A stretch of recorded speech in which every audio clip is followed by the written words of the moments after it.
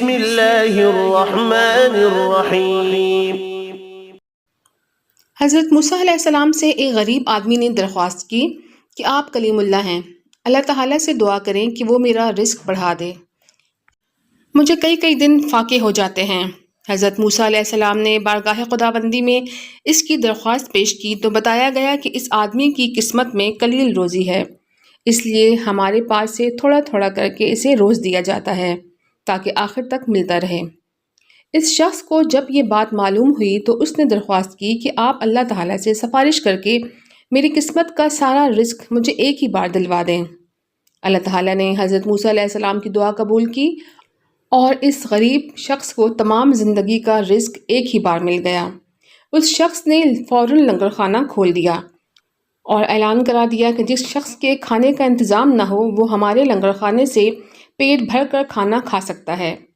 حضرت موسیٰ علیہ السلام کو اس کی اس حرکت پر تعجب ہوا۔ انہوں نے اسے سمجھانے کی کوشش کی لیکن جب وہ نہ مانا تو مایوس ہو کر چلے گئے۔ ایک ہفتے بعد ان کا ادھر سے گزر ہوا تو دیکھا کہ لنگر خانہ ابھی تک جاری ہے۔ دوسری مرتبہ وہ 1 ماہ بعد اور پھر تیسری مرتبہ 6 ماہ بعد ادھر سے گزرے تو آپ نے حسب معمول اسی طرح لوگوں کو لنگر خانے سے کھانا کھاتے دیکھا۔ ان کا خیال تھا کہ اس غریب آدمی کی دریا دلی کی بدولت سارا رزق چند روز میں ختم ہو جائے گا، لیکن لنگر خانہ ابھی تک مسلسل جاری تھا۔